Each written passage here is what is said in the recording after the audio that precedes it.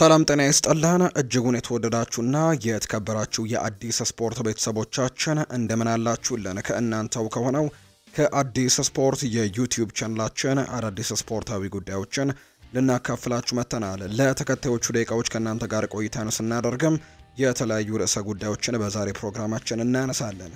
ትልልቆቹን የአውሮፓ ሊጎች የተመለከቱ መረጃዎችን እናነሳለን። ትላንትና በእንግሊዝ ፕሪሚየር ሊግ፣ በፍሬንች ሊግ 1 ጀርመን፣ ጣሊያን፣ ስፔን የተደረጉ ትልልቅ መርሃ ግብሮች አሉ።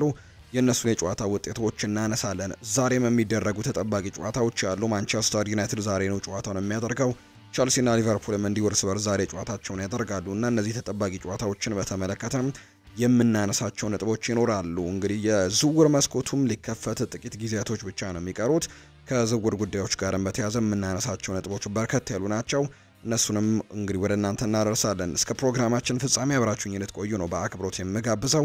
ፏርባሩ ፕሮግራሙን እየመራው ከእናንተ ጋር ቆይታን የማደርግ ይሆናል። ቪዲዮአችንን ላይክ፣ ቻናላችንን ደግሞ ሰብስክራይብ እያደረጋችሁ ቆይታችሁን ከኛ ጋር እንድታደርጉ በአክብሮት ጋበዝኩኝ። በቀጥታ ወደ ዛሬ ፕሮግራማችን አመራን። ከሀገር ውስጥ ጉዳዮቻችን ነው የዛሬን ፕሮግራማችንን የምንጀምረው። የኢትዮጵያ ፕሪሚየር ሊግ ሁለት ጨዋታዎች ትላንትና ቀጥለው ተደርገዋል። የሊጉ መሪ ኢትዮጵያ መድን ትላንትናን በማሸነፍ መሪነቱን አጠናክሯል። በኢትዮጵያ ፕሪሚየር ሊግ 27ኛ ሳምንት መርሃ ግብር ኢትዮጵያ መድን ትላንትና ከአርባ ምንጭ ከተማ ጋር ነው ጨዋታውን ያደረገው። 2-0 በሆነ ውጤትም ትላንትና ማሸነፍ ችለዋል። የኢትዮጵያ መድንን የማሸነፊያ ግቦችም አቡበክር ሳሪና አለን ካይዋ ከመረብ ጋር ማሳረፍ የቻሉ ተጫዋቾች ናቸው። ኢትዮጵያ መድን ትላንትና ሊጉን በ11 ነጥብ ልዩነት መምራት የቻለበትን ውጤት ነው ማስመዝገብ የቻለው። በዚህም ትላንትና ማሸነፉን ተከትሎና 3 ነጥብ ማግኘቱን ተከትሎ ነጥቡን 54 በማድረስ በአንደኝነት ተቀምጧል። በአንጻሩ አርባ ምንጭ ከተማ በ35 ነጥቦች 9ኛ ደረጃ ላይ ነው የተቀመጠው። ባህር ዳር ከተማ በቀጣይ ከኢትዮጵያ መድን ጋር ጨዋታውን ያደርጋል። ሌላኛው ቡድን ደግሞ አርባ ምንጭ ከተማ ከወላይታ ዲቻ ጋር የሚያደርጉት ጨዋታ ይጠበቃል። በተለይ ኢትዮጵያ መድንና ባህር ዳር ከተማ የሚያደርጉት ጨዋታ ይጠበቃል። አንደኛና ሁለተኛ ደረጃ ላይ የተቀመጡ ቡድኖች ናቸው። ምንም እንኳን የ11 ነጥብ ልዩነት በመካከላቸው ቢኖርም በኢትዮጵያ ፕሪሚየር ሊግ ሌላኛው የ27ኛ ሳምንት ምሽት ላይ የተደረገው መርሃ ግብር ሐዋሳ ከተማ ከሲዳማ ቡና ጋር ያደረጉት ጨዋታ 1-1 በሆነ ውጤት ነው የተጠናቀቀው። የሲዳማ ቡናን ግብ ፍቅረ ኢየሱስ ተክለ ብርሃን ሲያስቆጥር የሐዋሳ ከተማን ያቻነት ጎል ደግሞ በረከት ሳሙኤል ነው ከመረብ ጋር ማሳረፍ የቻለው። በዚህም ሲዳማ ቡናዎች 36 ነጥቦችን ሰብስበው 9ኛ፣ ሐዋሳ ከተማ በ28 ነጥቦች 14ኛ ደረጃ ላይ ለመቀመጥ ተገደዋል።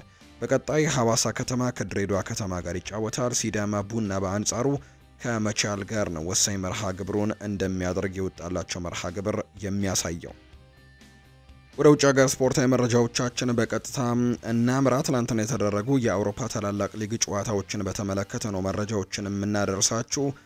ትላንትና እንግዲህ 4 ያክል ጨዋታዎች ተደርገዋል። በቅደም ተከተላቸው ወደ እናንተ እናደርስ። ቅድሚያ እንግዲህ ቀን 8:30 ላይ ነው የመጀመሪያው ጨዋታ የተደረገው። አስተን ቪላና ፉልሃም የኡናይ ኤምሪ ቡድን ከማርኮ ሲልቫው ቡድን ጋር እንግዲህ ቀን 8:30 ላይ በቪላ ፓርክ ጨዋታቸውን አድርገዋል። ይህ ጨዋታ በተለይ ለአስተን ቪላ የአውሮፓ ቻምፒየንስ ሊግ ተሳትፎን ለማግኘት አሁንም እንግዲህ ጭላንጭል ቢሆን ተስፋዎች እንዳሉት ይታወቃልና ትላንትናም ያን ነገር ለማስቀጠል ነው ጨዋታውን ያደረገው። ትላንትና ያደረገውን ጨዋታ ግን በሜዳው 1-0 በሆነ ውጤት ማሸነፍ የቻለበትን መርሃ ግብር ነው ያስመዘገበው። አስተን ቪላን ማሸነፉን ተከትሎ ነጥቡን 60 በማድረስም አሁን ላይ 7ኛ ደረጃ ላይ መቀመጥ ችለዋል። አስተን ቪላን እንግዲህ ትላንትና አሸናፊ ያደረገው ጎል ያስቆጠረው ዩሪ ተለማንስ ነው። በጭንቅላት ገጭቶ ኳሱን ጎል ውስጥ እንግዲህ ማሳረፍ ችሏል። በዚህም 1-0 በሆነ ውጤት በዚህ ጎል ብቻ ጨዋታውን አሸንፈው ወጥተዋል። አስተን ቪላ ከሁለት ተከታታይ ሽንፈቶች በኋላ ነው ትናንትና ወደ ድል የተመለሱት። ለቻምፒየንስ ሊግ ተሳትፎ በመፎካከር ላይ የሚገኘው አስተን ቪላ በቀጣይ እንግዲህ የመጨረሻ ጨዋታዎቹ ከቦርንመስ፣ ቶትንሃም እና ማንቸስተር ዩናይትድ ጋር የሚደረጉ 3 መርሃ ግብሮች ናቸው። ትናንትና ግን ጨዋታውን ማሸነፍ የቻለበትን አጋጣሚን የተመለከት ነው። ቀጥለው 2 መርሃ ግብሮች ደግሞ ቀን 11 ሰዓት ላይ ተደርገዋል። አንደኛው ኤቨርተን እና ኢፕስዊች ታውን በጉዲሰን ፓርክ ያደረጉት መርሃ ግብር ነው። ኤቨርተን በሜዳው የዴቪድ ሞይስ ቡድን የኬረን ማኪናውን ኢፕስዊች ታውንን አስተናግዶ ጨዋታውን ማሸነፍ አልቻለም። 2-2 በሆናቸው ውጤት ነው ያጠናቀቀው። በዚህ ጨዋታ ላይ እንግዲህ ቤቶና ማክኒል 2 ጎሎችን አስቆጥረው እንግዲህ ጨዋታውን 2-0 እየመሩ ነበር ኤቨርተኖች። ነገር ግን እንግዲህ የኢፕስዊች ታውንን ሁሊዮ ኢንሲሶ እና ክሪስት ትላንትና ጎሎችን አስቆጥረው ጨዋታው 2-2 በሆነ ውጤት እንዲጠናቀቅ ማድረግ ችለዋል። እንግዲህ ኢፕስዊች ታውን መውረዱን ያረጋገጠ ቡድን ነው። ኤቨርተን በአንጻሩ 14ኛ ደረጃ ላይ የተቀመጠ ቡድን ሆኗል። እንግዲህ ትናንትና ግን የዴቪድ ሞይስ ቡድን በሜዳው ጉዲሰን ፓርክ ያደረገውን መርሃ ግብር ግን ማሸነፍ ያልቻለበትን አጋጣሚ ነው እንዲሁ የተመለከት ነው። ሌላኛው በተመሳሳይ ቀን 11 ሰዓት ላይ የተደረገው ሌላኛው ጨዋታ ደግሞ ሌስተር ሲቲ እንዲሁ ያደረገው መርሃ ግብር ነው። ከሳውዝሃምፕተን ጋር ያደረገው መርሃ ግብር ነው። ይህንን ጨዋታ እንግዲህ ሌስተር ሲቲዎች በሜዳቸው ኪንግ ፓወር የተደረገው ሁለት እንግዲህ የወረዱ ቡድኖች ወይም ደግሞ ሁለቱም መውረዳቸውን ያረጋገጡ ቡድኖች ያደረጉት ጨዋታ ነው። ጄሚ ቫርዲ እና ጆርዳን አየው ባስቆጠሯቸው ሁለት ጎሎች ሌስተር ሲቲ ጨዋታውን 2-0 በሆነ ውጤት ማሸነፍ የቻለበትን አጋጣሚ የተመለከትነው። በዚህ ጨዋታ ላይ ግን አንድ ነገር ተፈጥሯል። ጄሚ ቫርዲ የዳኛውን ቦታ ተክቷል። ሌስተር ሲቲዎች ትናንትና ከሳውዝሃምፕተን ጋር ባደረጉት የሊግ መርሃ ግብር የጨዋታው ዳኛ የነበሩት ዴቪድ ዌብ ጉዳት አጋጥሟቸው እንደነበር ነው የተገለጸው። ዋና ዳኛው እንግዲህ ሜዳ ላይ ወድቀው በነበረበት ሰዓትም የሌስተር ሲቲ አጥቂ ጄሚ ቫርዲ ፊሽካቸውን ተቀብሎ እንግዲህ ነፍቶ ጨዋታውን አስቆሞላቸዋል። የ49 ዓመቱ ዳኛ ዴቪድ ዌብ የፕሪሚየር ሊግ ጨዋታን እየመሩ ያሉ እንግዲህ በእድሜ ትልቁ ዳኛ የሚያደርጋቸውን ጨዋታን የመሩት። ይሁን እንጂ እንግዲህ ዴቪድ ዌብ ለ29 ዓመታት የጠበቁት ቅጽበት ከ22 ደቂቃዎች በኋላ መቀጠል አልቻለም። ዳኛው የተደረገላቸው የሕክምና እርዳታ በኋላ መቀጠል ባለመቻላቸው በአራተኛ ዳኛው ተቀይረው መውጣታቸውን የተገለጸው። ጨዋታውን ሌስተር ሲቲ በጄሚ ቫርዲ እና በጆርዳን አየው ግቦች ግን ጨዋታውን 2-0 በሆነ ውጤት ያሸነፈው የወጡበትን መርሃ ግብር ነው ትላንትና የተመለከት ነው። ሌላኛው ምሽት 1 ሰዓት ከ30 ሲል የተደረገው አርሰናልን ከቦርንመዝ ጋር ያገናኘው መርሃ ግብር ነው። በመጀመሪያው ዙር ቦርንመዝ ይህንን ጨዋታ ማሸነፉን እናስታውሳለን። ትላንትና ደግሞ ከአርሰናል ጋር በኤምሬትስ ስቴዲየም ጨዋታቸውን ያደርገዋል።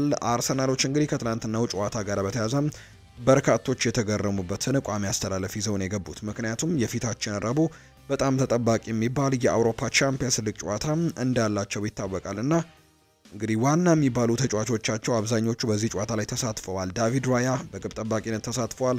ቤን ዋይት ትላንትና ነበር። ጃኮቭ ክቬር፣ ዊሊያም ሳሊባ፣ ቶማስ ፓርቴ፣ ማርቲን ኦዴጋርድ፣ ዴክላን ዋይስ፣ ማይልስ ሉዊስ ስኬሊ፣ ሊያንድሮ ትሮሳርድ፣ ቡካዮ ሳካ እና ጋብሪኤል ማርቲኔሊ በጨዋታው ላይ በቋሚ አስተላለፍ ውስጥ የተካተቱ ተጫዋቾች ናቸው። ምናልባት እንግዲህ ከነዚህ ተጫዋቾች መካከል ሁለት ተጫዋቾችን ብቻ ነው ምናልባት አሳርፈዋል ተብሎ ሊነሳ የሚችለው የፊታችን ረቡዕ ከሚያደርጉት ጨዋታ እንግዲህ አስተላለፉን ለመገመት ይቻላልና ከነዛ መካከል ሚኬል ሜሪኖ እና ጁሪያን ቲምበርን ብቻ ነው በትናንትናው ጨዋታ ላይ አልተጠቀሙም ብሎ ማንሳትም የሚቻለው። ስለዚህ እንግዲህ በቋሚ አስተላለፍ ውስጥ ነው ትናንትና ሙሉ ተጫዋቾቻቸውን ይዘው ነው ወደ ሜዳ የገቡት። በአንጻሩ እንግዲህ ሮብ ተጋጣሚያቸው ፓሪስ ሰን ዠርሜን እንደሆነ ይታወቃል እና ፓሪስ ሰን ዠርሜን 10 የሚያክሉ ተጫዋቾችን ትላንትና አሳርፎ ነው ወደ ሜዳ የገባው። ፓሪስ ሰን ዠርሜን እንግዲህ አብዛኞቹ ታዳጊ ተጫዋቾችን ግብ ጠባቂ ጭምር ዶናሩማን አልተጠቀሙም። ሳፎኖቭ የተባለ ግብ ጠባቂ ነው ትላንትና የተጠቀሙት። ሉካ ሄርናንዴዝ፣ ባሬልዶ፣ ታፔ፣ ዋረን ዛየር ኤምሪ፣ ኪንግ ሊ፣ ዣኦ ኔቬስ እንዲሁም ማዩሎ ምባዬ፣ ጎንካሎ ራሞስ እና ብራድሊ ባርኮላ ነው ትላንትና ፓሪስ ሰን ዠርሜን ይዘው ወደ ሜዳ የገቡት እና ፓሪስ ሰን ዠርሜን 10 ተጫዋቾቹን አሳርፎ ነው ወደ ለሮቡ ጨዋታ እየተዘጋጀ የሚገኘው። በአንጻሩ አርሰናል ግን አብዛኞቹ ተጫዋቾቹ በቋሚ አስተላለፍ ውስጥ የምናውቃቸውን ተጫዋቾች ነው ትላንትና የተጠቀመው። ከዛ በኋላ ግን ዴክላን ራይስን ቀይሮ አስወጣም። በሚኬል ሜሪኖ፣ ኦሌክዛንደር ዚንቸንኮን በቤን ዋይት፣ ራሂም ስተርሊንግን በጋብሪኤል ማርቲኔሊ እና ኢታን ዋኔሪን ከቡካዮ ሳካ ቀይሮ አስገብተዋል። በእርግጥ ተቀያሪ ወንበር ላይም ዳትማች እንግዲህ ለቡድኑ ግልጋሎት የሚሰጡ ተጫዋቾችን አሁን ከገቡት ተጫዋቾች ውጪ ወይም ገቡ ካልኳቸው ተጫዋቾች ውጪ ቡድኑ እንግዲህ በተቀያሪ ወንበር ላይም የጥራት ችግር እንደነበረበት ተመልክተናል። በርከት ያሉ ተጫዋቾቻቸው ጉዳት ላይ ነው የሚገኙት። እነ ጆርጂኒዮ፣ ሪካርዶ ካላፊዮሪ፣ ጋብሪኤል ማጋሌሽ፣ ካይ ሃቨርትስ፣ ጋብሪኤል ሄሱስ፣ ቶሚያሱ እነዚህ እንግዲህ በቋሚ አሰላለፍ ውስጥ መካተት የሚችሉ ተጫዋቾች በጉዳት ምክንያት አርሰናል ማጣቱ ይገለጻልና ያም እንግዲህ አንድ ጉዳት እንዳደረሰበት ነው እየተነገረ የሚገኘው። ለማንኛውም ግን ትናንትና ያደረጉትን መርሃ ግብር በሜዳቸው ኤምሬትስ ያደረጉትን ጨዋታ ተሸንፈዋል። በቦርንመስ 2-1 አሸናፊነት ነው የተጠናቀቀው። የቦርንመዝን የማሸነፊያ ግቦች ኢቫን ኒልሰን እና በበርካታ ክለቦች እየተፈለገ የሚገኘው ዲን ሃውይሰን ትናንትና ግቦቹን ያስቆጠሩ ሁለቱ ተጫዋቾች ናቸው። ለአርሰናል ቀደም ብሎ ዴክላን ራይስ ኳስና መረብን ማገናኘት ችለው ነበር፣ ነገር ግን አሸናፊ መሆን ያልቻሉበት አጋጣሚ ነው ትናንትና የተመለከትነው። አርሰናሎች እንግዲህ በውድድር ዘመኑ አራተኛ ሽንፈታቸው ሆኗል በፕሪሚየር ሊጉ ትናንትና ያስመዘገቡት። አርሰናል አሁን ላይ 67 ነጥቦችን ይዞ ሁለተኛ ደረጃነቱን አስጠብቆ ቀጥሏል። ቦርንመዝ በአንጻሩ በ53 ነጥቦች 8ኛ ደረጃ ላይ የተቀመጠ ቡድን ነው። በቀጣይ ደግሞ ጠንከር ያለ ተጋጣሚ ይጠብቃቸዋል። የሊጉ ሻምፒዮን መሆኑን ያረጋገጠው ሊቨርፑል ነው ከአርሰናል ጋር ጨዋታውን የሚያደርገው። በአንጻሩ ቦርንመስ ከአስተን ቪላ ጋር መርሃ ግብሩን ያደርጋል። ከትላንትናው ጨዋታ ጋር በተያያዘ በርካቶች የሚጠይቁት አንድ ጥያቄ አለ። ጁሪያን ቲምበር ለምንድነው በቡድን ስኳድ ውስጥ ያልተካተተው? ትላንትና ቡድን ውስጥ ጭራሽ አልነበረምና ለምንድነው ያልተካተተው የሚሉ ጥያቄዎች ይነሳሉ። የአርሰናል የመስመር ተጫዋች የሆነው ጁሪያን ቲምበር በፓሪስ ሰን ዠርሜን ጨዋታ መድረሱ ነገር አጠራጣሪ መሆኑን ጭምር ነው አሰልጣኝ ሚኬል አርቴታ ያረጋገጡት። ጁሪያን ቲምበር አርሰናል በቦርንመዝ በተሸነፈበት የትናንትና ምሽቱ ጨዋታ ላይ በጉዳት ምክንያት ሳይሳተፍ መቅረቱ አይዘነጋም። አሰልጣኝ ሚኬል አርቴታ እንግዲህ በሰጡት አስተያየትም ጁሪያን ቲምበር ለፓሪስ ሰን ዠርሜኑ ጨዋታ መድረሱ እርግጠኛ አይደለሁም ሲሉ ጭምር ነው የተናገሩት። ከጨዋታው ውጪ ሊሆን የሚችልበት እድል ስለመኖር የጠየቁት ሚኬል አርቴታ ሊኖር ይችላል ግን ሊመለስም ይችላል ሲሉ ትናንትና ሀሳባቸውን ሰጥተዋል። ከጁሪያን ቲምበር ጋር በተያያዘ በትናንትናው ጨዋታ ላይም አልተሰለፈም፣ የቡድን ስኳድ ውስጥም ጭራሽ አልነበረም። ጁሪያን ቲምበር በርካቶች ግን ከእረፍት ጋር የተያዘ ጉዳይ እንደሆነ ግን ሲያነሱ እንደነበር ነው የሚታወቀው። ሚኬል አርቴታ ከጨዋታው በኋላም በውጤቱ በጣም ተበሳጭቻለሁ፣ ሮብ ምሽት የተለየውን አርሰናል ሜዳ ላይ እንደምናሳይ አፌን ሞልቼ ላረጋግጥላችሁ እወዳለሁ። ፓሪስ ላይ የተለየውን አርሰናል ታዩታላችሁ ሲልም ትናንትና ሀሳቡን ሰጥቷል። አርሰናሎች ግን ትናንትና ሽንፈት ገጥሟቸዋል። ዕለተ ረቡዕ ደግሞ ከፓሪስ ሰን ዠርሜን ጋር ወሳኝ የሚባል ጨዋታቸውን ያደርጋሉ። በኋላ ላይ እናነሳዋለን። ፓሪስ ሰን ዠርሜንም ትናንትና ሽንፈት አስተናግዷል። በእርግጥ ተመሳሳይ የ2-1 ውጤት ነው የገጠመው፣ ግን እንግዲህ በርከት ያሉ ተጫዋቾቹን ግን ማሳረፍ የቻለበትን አጋጣሚ ተመልክተናል። አርሰናል በዚህ መልኩ ነው የትናንትናውን ጨዋታ ማጠናቀቅ የቻለው። የተወዳጁ የእንግሊዝ ፕሪምየር ሊግ መርሃ ግብሮች ዛሬም ቀጥለው ይደረጋሉ። ብሬንትፈርድ ከማንቸስተር ዩናይትድ ጋር ዛሬ ጨዋታውን ያደርጋል። ይህ ጨዋታ እንግዲህ ቀን 10 ሰዓት ሲል የሚደረግ መርሃ ግብር ነው። እንግዲህ ጨዋታው ደግሞ ጂቴክ ኮሚኒቲ ስቴዲየም ላይ የሚደረግ መርሃ ግብር እንደሆነ ነው የወጣላቸው መርሃ ግብር የሚያሳየው። ይህንን ጨዋታ ቀን 10 ሰዓት ላይ የሚደረግ መርሃ ግብር ነው። የቶማስ ፍራንኮ ብሬንትፈርድ እና እንግዲህ የሩበን አሞሪሙ ማንቸስተር ዩናይትድ የሚያደርጉት መርሃ ግብር።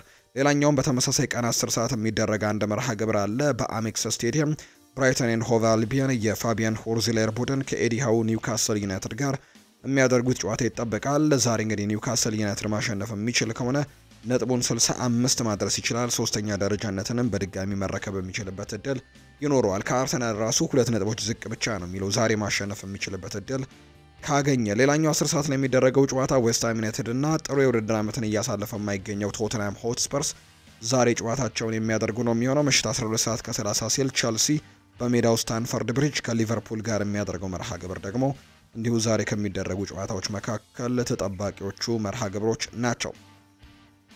በሌሎች ሊጎችም ትላንትና ጨዋታዎች እንዲሁ ቀጥለው የተደረጉበትን አጋጣሚ ነው የተመለከትነው። ትላንትና በሌሎች ሊጎች ከተደረጉ መርሃ ግብሮች መካከል አንደኛው የሻምፒየንሺፑን እንመልከት። የእንግሊዝ ሻምፒየንሺፕ ውድድር በትላንትናው ዕለት ከተደረጉ የመጨረሻ ሳምንት መርሃ ግብሮች በኋላ ተጠናቋል።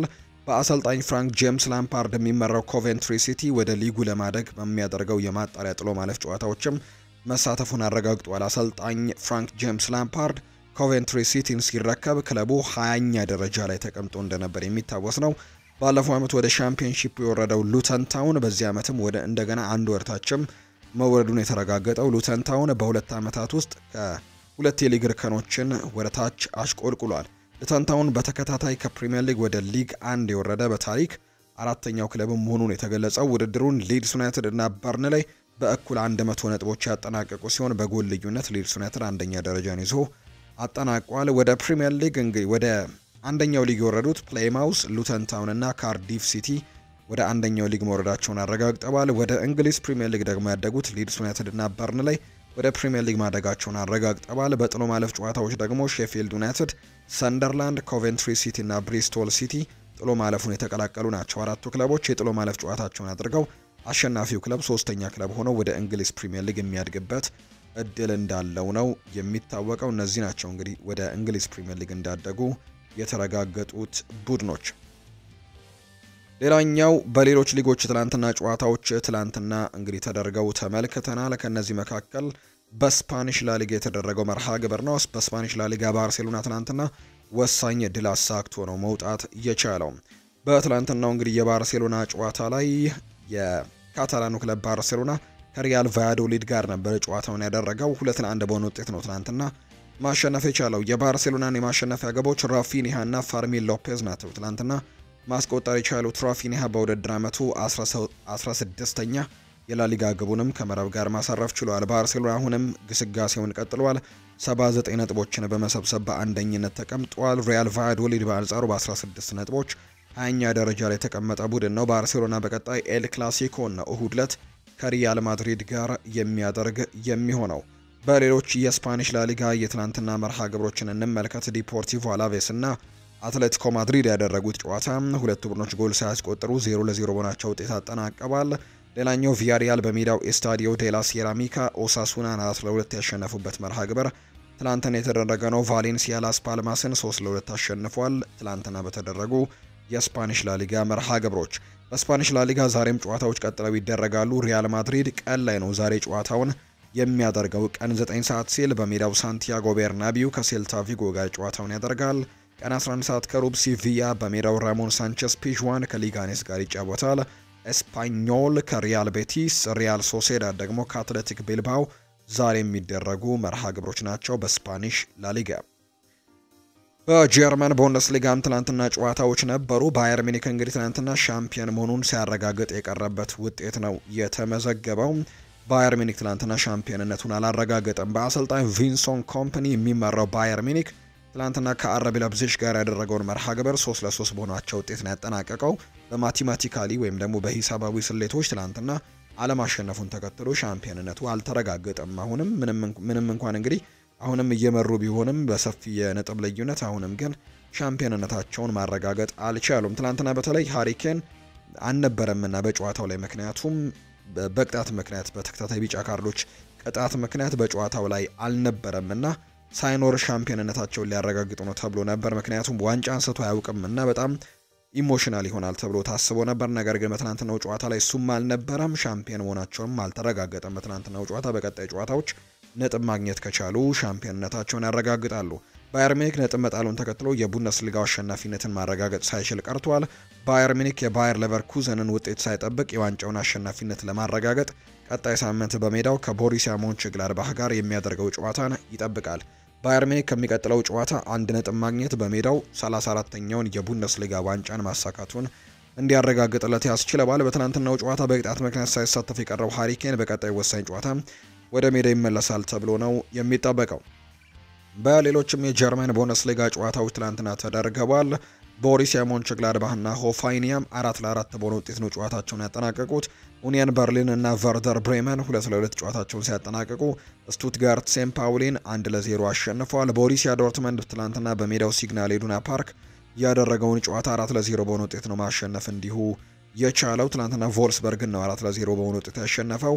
ሁለት ተጫዋቾች ናቸው ሁለት ጎሎችን ያስቆጠሩት። ሰርሂው ጉራይሲና ካሪም አዲያሚ ትላንትና ሁለት ጎሎችን ማስቆጠር የቻሉበትን አጋጣሚ ተመልክተናል። እንግዲህ ትላንትና ማሸነፋቸውን ተከትሎ ነጥባቸውን 51 በማድረስ አራተኛ ደረጃ ላይ ተቀምጠዋል። በእርግጥ ተስተካካይ መርሃ ግብር ያላቸው ቡድኖች አሉ። ለምሳሌ ፍራይበርግ አንድ ቀሪ ጨዋታ ይኖረዋል። እሱን ማሸነፍ የሚችል ከሆነ አራተኛነትን መልሶ መረከብ ይችላል። ነገር ግን በ51 ነጥቦች አራተኛ ደረጃ ላይ የተቀመጡበትን ውጤት ነው ማስመዝገብ የቻሉትና ጥሩ ግስጋሴ እያደረጉ ይገኛሉ። በተለይ ያለፉትን ጨዋታዎች በተከታታይ እያሸነፉ ነው የሚገኙት። ዛሬም እንግዲህ በጀርመን ቡንደስሊጋ ጨዋታዎች ቀጥለው ይደረጋሉ። ኦግስበርግ ከሆልስቲን፣ ፍራይበርግ ከባየር ሌቨርኩዘን እና ማይንስ ከአይንትራክ ፍራንክፈርት የሚያደርጉት መርሃ ግብር ዛሬ የሚጠበቁ ጨዋታዎች ናቸው። የጣሊያን ሴሪኤ ፉክክር አሁንም እንደቀጠለ ነው የሚገኘው። ናፖሊ የሴሪኤውን መሪነት አሁንም አጠናክሮ ቀጥሏል። በአሰልጣኝ አንቶኒዮ ኮንቴ የሚመራው ናፖሊ ከሊቼ ጋር ያደረገውን ጨዋታ 1-0 በሆነ ውጤት ነው ትላንትና ማሸነፍ የቻለው። የናፖሊን የማሸነፊያ ግብም ራስፓዶሪ ነው ከመረብ ጋር ማሳረፍ የቻለው። ናፖሊ ያለፉትን 9 የጣሊያን ሴሪ ጨዋታዎች አልተሸነፉም። ናፖሊ አሁንም ማሸነፋቸውን ተከትሎ ነጥቡን 77 በማድረስ የሊጉን መሪነት ቀጥሏል። ሊቼ 27 ነጥቦችን ሰብስቦ 17ኛ ደረጃ ላይ ነው የተቀመጠው። ናፖሊ በቀጣይ ከዤኖዋ ጋር ይጫወታል። በአንጻሩ ሊቼ ከሄላስ ቬሮና ጋር ነው ጨዋታውን የሚያደርገው። ሌላኛው የሴሪኤው ዋንጫን ለማግኘት እየተፎካከረ የሚገኘው ኢንተር ሚላንም ትናንትና ወደ ድል ተመልሷል። ያለፉትን 2 የሴሪ ጨዋታዎች ተሸንፎ እንደነበር እናስታውሳለን። በጣሊያን ሴሪኤ የ35ኛ ሳምንት መርሃ ግብር ኢንተር ሚላን ከሄላስ ቬሮና ጋር ያደረጉትን ጨዋታ 1-0 በሆነ ውጤት ነው ያሸነፉት። የኢንተር ሚላንን የማሸነፊያ ግቦች እንግዲህ አስላኒ ማስቆጠር የቻለበትን አጋጣሚ ተመልክተናል። ኢንተር ሚላን በሁሉም ውድድሮች ካደረጋቸው 5 ጨዋታዎች ውጤት ማጣት በኋላ ወደ ድል ተመልሷል። ኢንተር ሚላን ማሸነፉን ተከትሎ ከናፖሊ ያለውን የነጥብ ልዩነትም ወደ 3 ዝቅ ማድረግ ችሏል። ኢንተር ሚላን 74 ነጥብ ይዞ ሁለተኛ ነው። ሄላስ ቬሮና በ32 ነጥቦች 15ኛ ደረጃን የተቀመጠው። ኢንተር ሚላን ከቶሪኖ በቀጣይ ጨዋታውን ያደርጋል። በአንጻሩ ሄላስ ቬሮና ከሊቼ ጋር ነው መርሃ ግብሩን የሚያደርገው። በጣሊያን ሴሪኤ ሌሎች የትናንትና ጨዋታዎች ደግሞ ኡዲኒዜ ካግሊያሪን 2-1 ሲያሸንፍ የሴስ ፋብሪጋሱ ቡድን ኮሞ ትናንትና ፓርማን 1-0 በሆነ ውጤት ያሸነፈበት መርሃ ግብር ትናንትና የተደረጉ የጣሊያን ሴሪኤ መርሃ ግብሮች ናቸው። ዛሬም ጨዋታዎች ቀጥለው ይደረጋሉ። ኢምፖሊ ከላትሲዮ፣ ሞንዛ ከአታላንታ፣ ሮማ ከፊዮረንቲና እና ቦሎኛ ከዩቬንቱስ የሚያደርጉት መርሃ ግብር ደግሞ ዛሬ የሚጠበቁ ጨዋታዎች ናቸው። በፍሬንች ሊግ ዋንም ትናንትና ጨዋታዎች ተደርገዋል። ፓሪስ ሰን ዠርሜን ትናንትና በስትራስቡርግ 2-1 በሆነ ውጤት የተሸነፈው። ቅድም እንዳልኳችሁ በርከት ያሉ ተጫዋቾቻቸውን አሳርፈው ነው ወደ ሜዳ እየገቡት። ነገር ግን 2-1 በሆነ ውጤት ተሸንፈዋል። የፓሪስ ሰን ዠርሜን ብቸኛውን ጎል ያስቆጠረው ብራድሊ ባርኮላ ነው። ፓሪስ ሰን ዠርሜን በውድድር ዓመቱ ሁለተኛ የሊግ ሽንፈታቸውን ያስተናገዱት፣ እሱም ተከታታይ ሽንፈት ነው።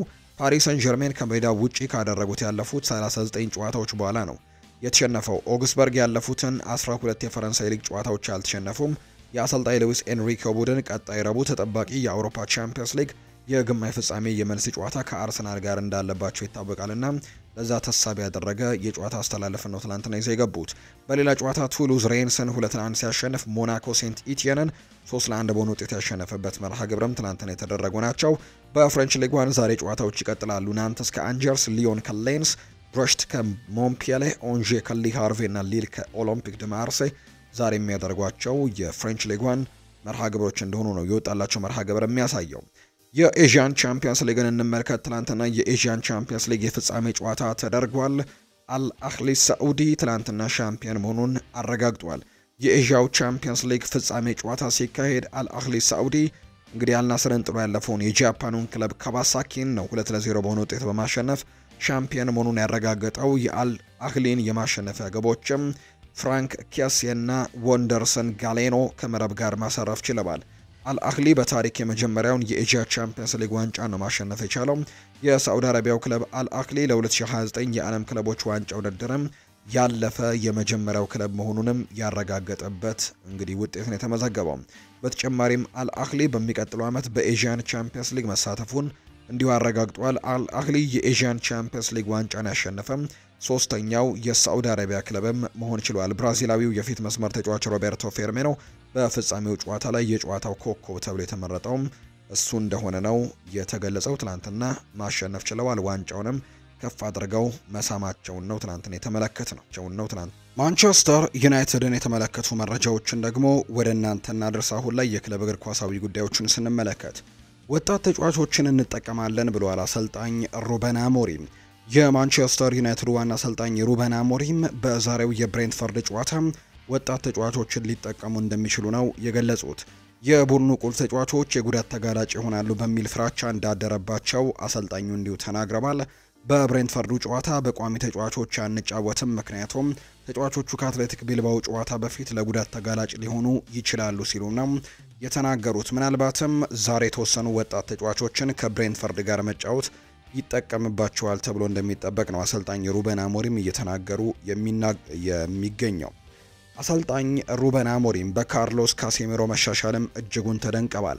ፖርቱጋላዊው አሰልጣኝ ሩበን አሞሪም ብራዚላዊው የአማካይ ስፍራ ተጫዋች የሆነው ካሴሜሮ ከሰሞኑ ባሳየው ድንቅ ብቃት መሻሻል እጅጉን መደነቃቸውን የተናገሩት።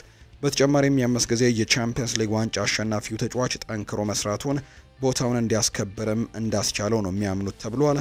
በተጨማሪም ካርሎስ ካሴሜሮ በተቀያሪ ወንበር ላይ በተቀመጠባቸው በርካታ ወራትም ምንም አይነት የጸባይ ለውጥም አለማሳየቱ የተጫዋቹን የላቀ ፕሮፌሽናሊዝምም ማሳያ ተደርጎ እንዲሁ እየተወሰደ ይገኛል። የአማካይ ስፍራ ተጫዋቹ አሁን ላይ እንግዲህ እያሳየ ባለው አቋም መቀጠል ከቻለም በቋሚነት እንግዲህ ቦታውን አስከብሮ እንደሚቀጥልም ጭምር ነው በአሰልጣኝ ሩበን አሞሪም አማካኝነትም ተነግሮታል እየተባለም የሚገኘው። መረጃው የሳሙኤል ሉሃይረስት ነው። በተለይ የማንቸስተር ኢቭኒንግ ኒውስ ዘጋቢ ነውና በቅርብ የማንቸስተር ዩናይትድ መረጃዎችን የሚያጋራው ሰው ነው።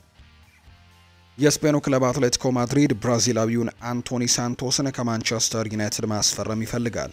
ማንቸስተር ዩናይትዶች ከብራዚላዊው ተጫዋች ዝውውር ከ34 እስከ 43 ሚሊዮን ፓውንድ ዋጋ ይፈልጋሉ ተብሎ እንደሚጠበቅ ነው ዘሰን መረጃውን ያጋራው።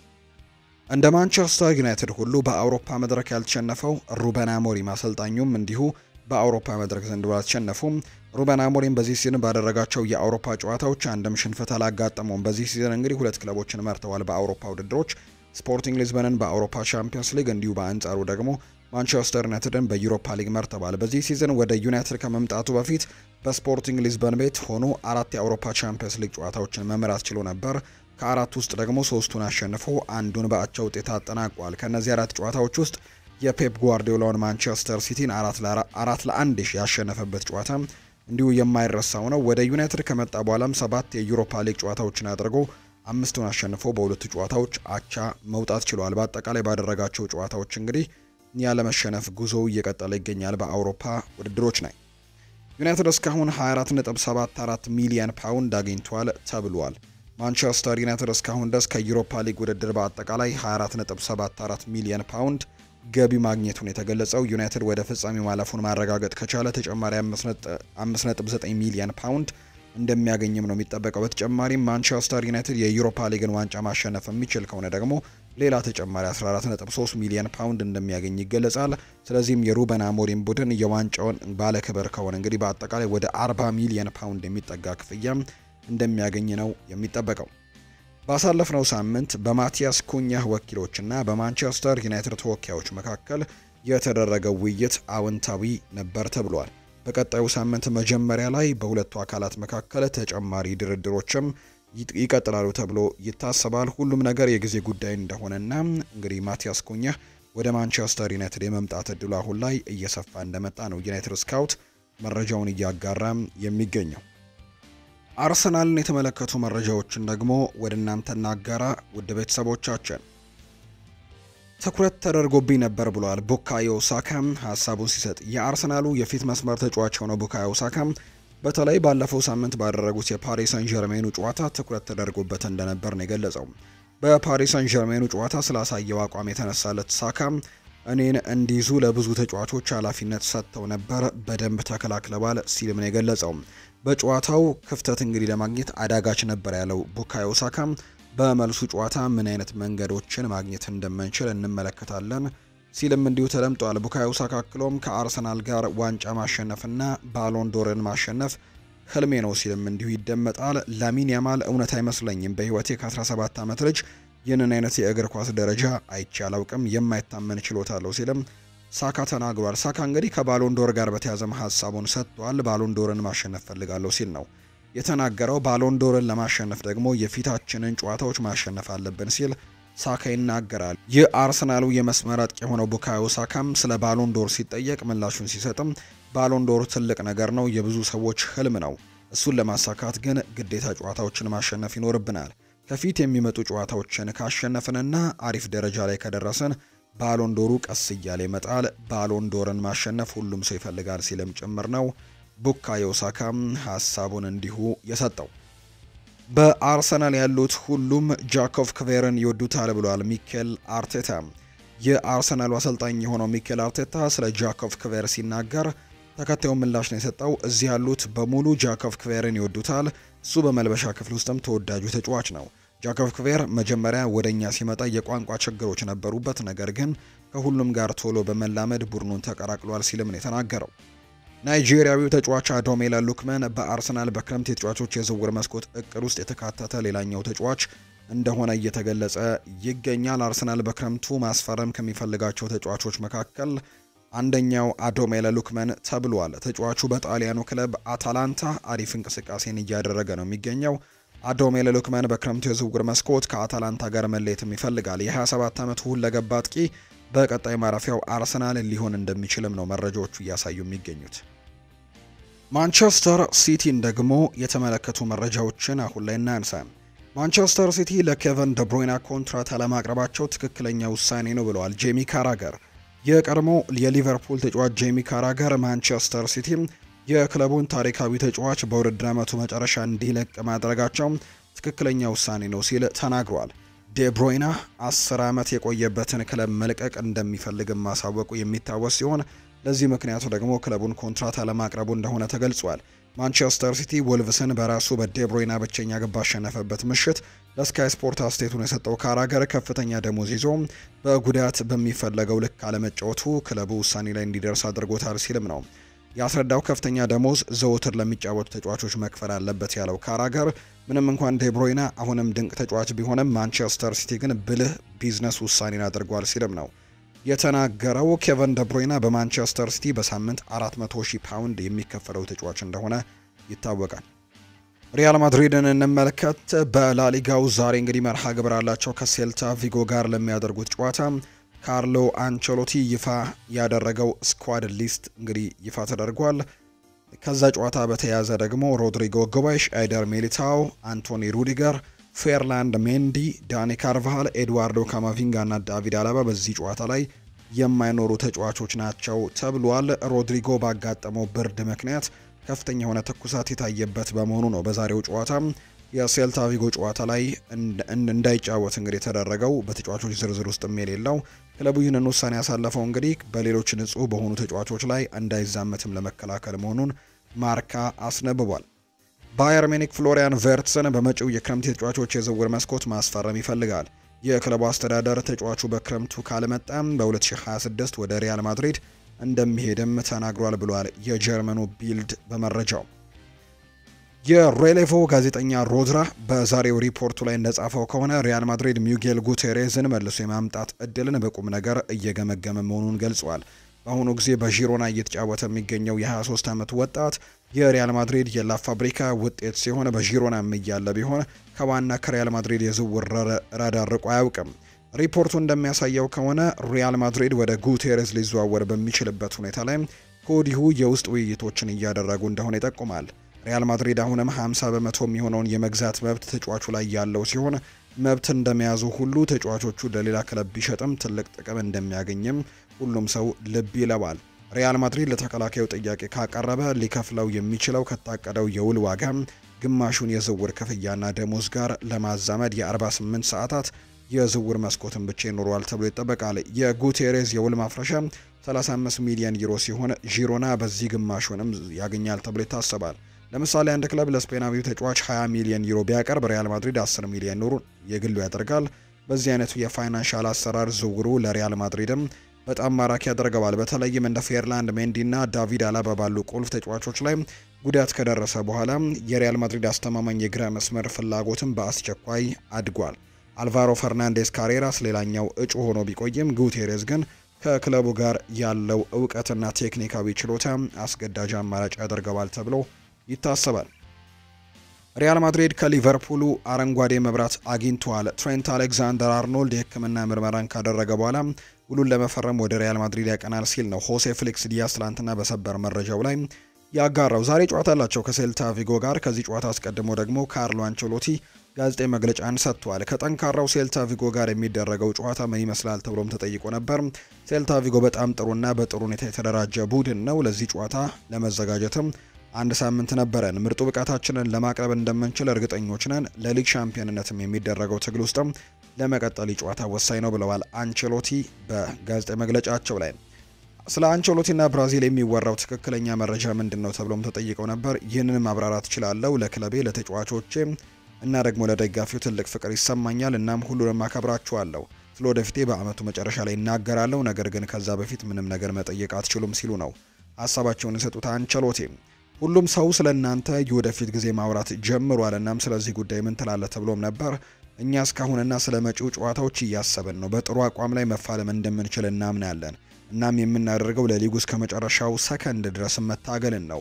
አሁን ላይ ከሌላ ይልቅ የምናተኩረው በዚህ ላይ ብቻ ነው። ብዙ የጉዳት ችግሮች ገጥመውናል። ነገር ግን ጥሩ ቡድን መስርተን የዛሬውን ጨዋታ ማሸነፍ እንደምንችልም እርግጠኞች ነን ሲልም ነው የተናገረው። በሪያል ማድሪድ ቤት ያለ ህይወት ሊጠናቀቅ እንደሚችል ስታስብ ጭንቀት ይሰማሃል ወይም ተብሎ ተጠይቆ ነበር። የኔ ስሜት ስለ ዛሬው ጨዋታ በደንብ ማሰብና ለማሸነፍ መሞከር ብቻ ነው። ከዚያ በኋላ ለቀጣዩ ጨዋታ ጥሩ ዝግጅት ማድረግ ነው። ይህም ደግሞ በጣም አስፈላጊና በዚህ ውድድር ላይ ጠንክረን እንድንታገልም እድሉን ከሚሰጡን ነገሮችም አንደኛው ነው ሲልም ጭምር እንዲሁ ተናግሯል አሰልጣኙ። ከሊጉ ፍጻሜ በኋላም ከሪያል ማድሪድ ትወጣለህ ወይም ተብሎ ተጠይቆ ነበር። ከሜይ በኋላ ምን ሊከሰት እንደሚችል መልስ መስጠት አሁን ላይ አስፈላጊ አይደለም። ከኮፓ ዴል ሬ ፍጻሜ በኋላ በክለብ ውስጥ ያለው ስሜት ምን ይመስላልም ተብሎ ተጠይቆ ከጨዋታው በኋላ ፕሬዝዳንቱን አናገርኳቸው በጣም ቅርብ ስለሆነን እናም ደግሞ ሁሉም በጣም ጥሩ ስለነበረ ብዙ ነገሮች አልተነጋገርንም። ነገር ግን ለቡድኑ ሽንፈት ምንም ተጠያቂነት አልነበረውም ሲልም ነው የተናገረው። በጉዳት ብዛት ምክንያት የቫሌሆ የመሰለፍ እድል ምን ያክል ነው ተብሎም ነበር። አዎ አሁን ላይ ተጨማሪ መሰለፍ አማራጮች ይኖሩታል ሲልም ነው የተናገረው። በአሁኑ ሰዓት ምን ይሰማሃልም ተብሎ ነበር። አሁን ላይ ደህና ነኝ። ስለወደፊቱ እንዳወራ እንደምትፈልጉ ይገባኛል። ነገር ግን እኔ አልፈልግም። ነገር ግን ምን ማድረግ እንዳለብኝ ምን እንደማደርግና ምን እንደምወስን ጠንቅቄ ያውቃለሁ። ይህ ማለት ግን ስለወደፊቴ ዛሬ ማውራት አለብኝ ማለት አይደለም። ዛሬ እንዳሳዘንኩ አውቃለሁ። ነገር ግን ግድ የለኝም። በቀጣይ ጊዜያቶች እናወራለን ብሏል። ይህ ሲዝን ከወትሮ የተለየና ውስብስብ ያደረገውስ ምንድነው ተብሎ ነበር። በፕሮፌሽናል ደረጃ ከወትሮ የበለጠ የተሳሰበ እንደሆነ ግልጽ ነው። ከተገቢውና ከምትወጥነው የአጨዋወት ዘይቤም ወጥተናል። በሲዝኑም ብዙ ችግሮች አጋጥመውናል። ነገር ግን 5 ቀሪ ጨዋታዎች ያሉን እናም ደግሞ ሊከሰቱ የሚችሉ ነገሮች አሉ። ነገር ግን ጥያቄያችን መቀነስ አንችልም። ያለንን ሁሉ በማቅረብ እነዚህን 5 ጨዋታዎች ማሸነፍ አለብን። ካሸነፍክ የውድድር ዓመቱን መቀየርና በጣም ጥሩ የውድድር ዓመትን ልታሳልፍ ትችላለህ ሲልም ነው የተናገረው። አርዳ ጉሌር በጥሩ ሁኔታ ተሻሽሏል። እናም አሁን ላይ የበለጠ ታዋቂ ሆኗል። በቡድን ውስጥም ለወደፊቱ የበለጠ ጠቀሜታ ይኖረዋል። ኳሊቲውን አሳይቷል። እናም አሁን ላይ የበለጠ ቀጣይነት አለው። የክንፍ ተጫዋች ብቻ ሳይሆን ድንቅም አማካይ ይሆናል ብዬ አስባለሁ። ለሪያል ማድሪድ የወደፊት እጣ ፈንታም በጣም አስፈላጊ ተጫዋች ይሆናል። ምክንያቱም በዚህ ሲዝን በሱ ደረጃ ያሉት የመሃል ሜዳ ተጫዋቾች የሉንም ሲልም ነው የተናገረው። ምንም ይሁን ምን ለክለቡ ብዙ ፍቅር አለኝ። በጣም ጥሩ ስንብት ይኖረኛል። ከክለቡ ጋር በፍጹም ክርክር ውስጥ አልገባም። እናም በመጨረሻው ቀን ከክለቡ ጋር መጋጨትም አልፈልግም ሲልም ጭምር ነው አሰልጣኝ ካርሎ አንቸሎቲ ዛሬ ከሴልታ ቪጎ ጋር ከሚያደርጉት ጨዋታ በፊት የሰጠው ጋዜጣዊ መግለጫ ነው። የተወደዳችሁና የተከበራችሁ ቤተሰቦቻችን ለዛሬ ያዝንላችሁ አዳዲስ ስፖርታዊ መረጃዎቻችን እነዚህን ይመስላሉ። ስላደመጣችሁን ቆይታችሁንም ከኛ ጋር ስላደረጋችሁ እጅግ ከልብ አድርገን እናመሰግናለን። ፉአድ ባህሩ የዛሬውን ፕሮግራም እየመራው ከእናንተ ጋር ቆይታን አድርጌያለሁ። በቀጣይ ፕሮግራሞቻችን ሌሎች ርዕሰ ጉዳዮችን ይዘን በድጋሚ የምንገናኝ ይሆናል። ስላደመጣችሁኝ ስለተከታተላችሁኝ ግን እጅጉን ከልብ አድርጌ ነው የማመሰግነው። ፉአድ ባህሩ ፕሮግራሙን መራው። በቀጣይ ፕሮግራሞቻችን ሌሎች ርዕሰ ጉዳዮችን ይዘን ዳግም ተመልሰን የምንገናኝ ይሆናል። መልካም ጊዜ እንዲሆንላችሁ በአክብሮት ተመኘው።